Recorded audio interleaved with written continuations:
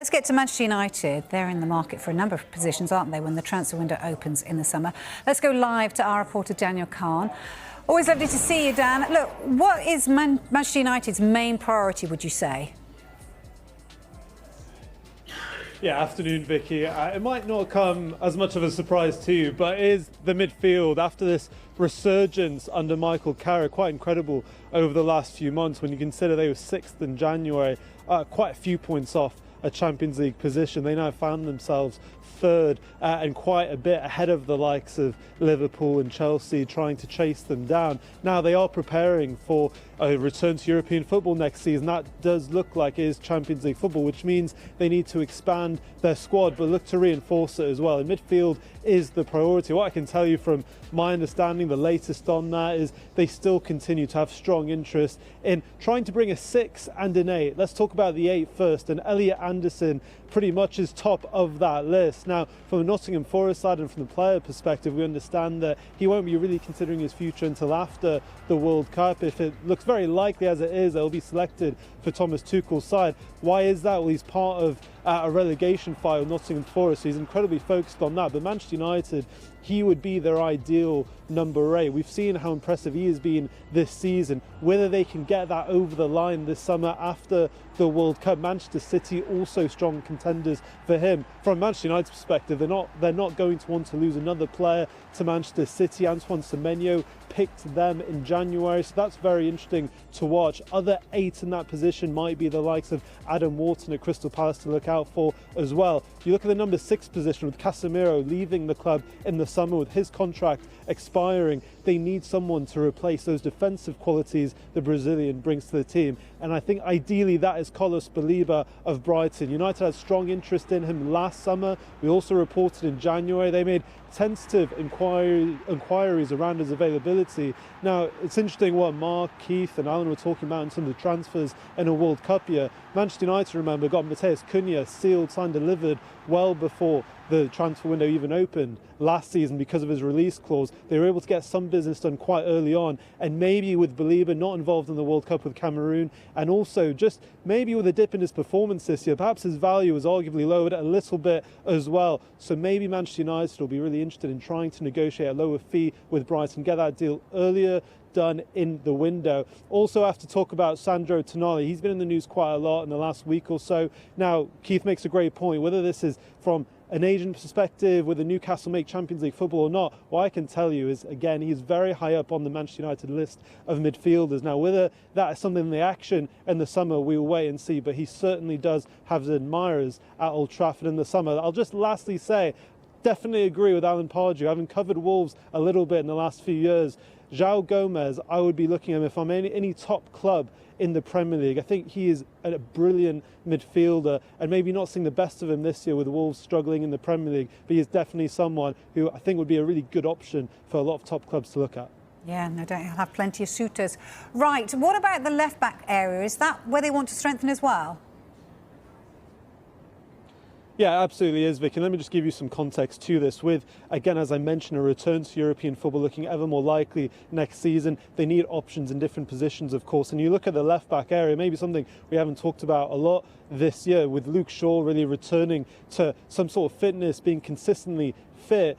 That's been great for him and for Manchester United, but he's also out of contract next summer. Terrell Malacia, another option, pretty much the backup option in that position for United this season. He runs out of his contract. His contract expires this summer, and it looks very likely he is to leave Old Trafford then as well. So Manchester United need to look long-term at those options. I know the likes of Nathaniel Brown at Eintracht Frankfurt is someone they're keeping very close tabs on, but also perhaps a new name to talk about, and I'm sure Keith can shed some more light on, is, from my understanding, Lewis Hall is also on Manchester United's list. He's, of course, had a very impressive season. He's been called up by England as well. Again, I'm not saying that Manchester United are maybe going to get that move done or even try and bid for him this summer, but he's certainly someone who's impressed at Old Trafford and someone United are long admirers of as well. Brilliant, Dan. Thank you very much indeed. And Keith, I will pick up on Lewis Hall in just a minute with you, but I just want to talk to you, Alan, firstly.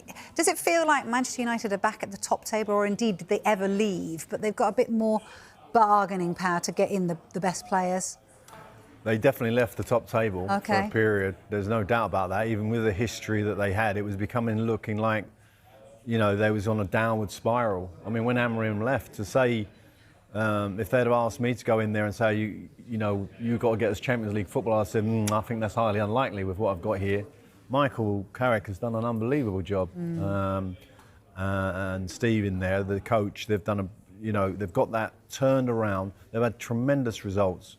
And Michael will be feeling it now. And just listening to those transfer rumours, will he be part of the conversation? I'm guessing he will be because of the success he's had. If he hadn't had success, he might not have been part of those conversations. So if he's got gets his hands and paws on the decision, I would suggest you would look for somebody perhaps like himself, which would make sense. Yeah. Because that creative, cultural kind of player that he was, first touch, opening up the pitch, etc., will be massively important for United. I see them Friday night, and Manu and Casemiro were excellent. I'm not exactly sure what Manu is at the moment. I think he's still trying to find his way. But if you looked at a couple of them options there, Tonali for sure would get in that team. But he'd get that team as a number 8. Anderson, I slightly disagree with the reporter there in that I think he's a 6. He's the top interceptor in the Premier League by some distance. He reads the game so well. He's brilliant for Spurs on Sunday.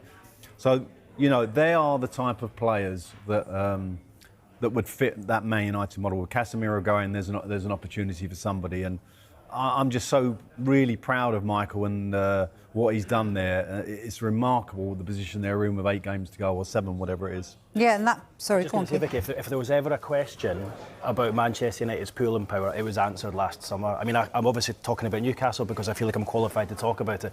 They went for Brian Mbeumo. He chose Manchester United. They liked Matthias Cunha. He went to Manchester United. They got all the way down the line with Benjamin Sesko. He went to Manchester United without Champions League football, and Newcastle had that. So they still do have that pulling power. So it's going to be really interesting to see what they do this summer when they potentially have Champions League football in the locker as well. And it's amazing to see all these players, young players, who Manchester United might not have been we thought might not have been a huge thing for them as it came through the ranks. Clearly they are, and that is why they chose to go there last summer, and they're probably going to get Champions League football next season. Well, probably. It looks nailed on, doesn't it? Because the other teams don't seem to want it. With all the defeats that Liverpool and Chelsea are picking up, they look nailed on for third place, don't they, in Champions League? Man United are always going to be top of an agenda because of the status of the football club. But that doesn't mean to say that if they hadn't made Champions League football, that would slowly dissipate, and it would. It would.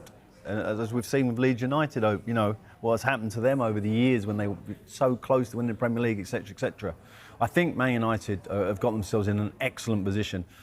I don't think the Newcastle players, and I think Eddie's been quite strong about defending Gomes and Tonali in particular, because I'm not sure that transfer would be possible. I think Newcastle got the financial power to hold off, but it'd be interesting. That could be something that you'll be looking forward to in the summer. Yeah. Look, I think there's a chance one could go of the two. I don't think both will be allowed to go. What Newcastle don't want is a repeat of last season when Alexander Isak dug his heels in, essentially went on strike. He went on strike. Can they prevent that? Because they've got a bit of a blueprint of how to behave and getting what you want. Yeah, well, what I mean by that is I think that if a player agitates to leave, or if a player says, look, I do want to try explore a new opportunity, I think they will be more open to it earlier on in the transfer window. Now, I know it's difficult in a World Cup year that Mark touches on, but I think they got their fingers burnt a bit last year, and they won't allow that to happen again. Yes, they want the true value of the player, but they don't want a situation where they're wheeling and dealing in the last day of the window, and then for Newcastle it bled into this season. There was a knock-on effect, and there was a cloud hanging over the club at the start of the season, and I think that was being reflected in results and performances and a general mood and what is going to probably be their overall finish in the league. So with regards to Bruno Guimaraes and Sandro Tonali, I would say of the two, Sandro Tonali probably more likely to leave. However, he's contracted until 2030. So, Newcastle could command a huge amount of money for him. But unless any player agitates to leave, Newcastle will be keen to hold on to them. I think with Bruno Guimaraes, and he's kind of been mentioned less in paper talk and whatnot, and I think with him, Newcastle as a football club and as a city, it's got under his skin. And Alan, you know what Newcastle's like in a place having managed up there, and when it does that to certain individuals and players, they find it hard to leave, and that's why I think him at 28 is more likely to stay of the two. I'm not saying Sandro Tonali definitely will go, but if I'm looking into a crystal ball, I think Tonali probably more likely.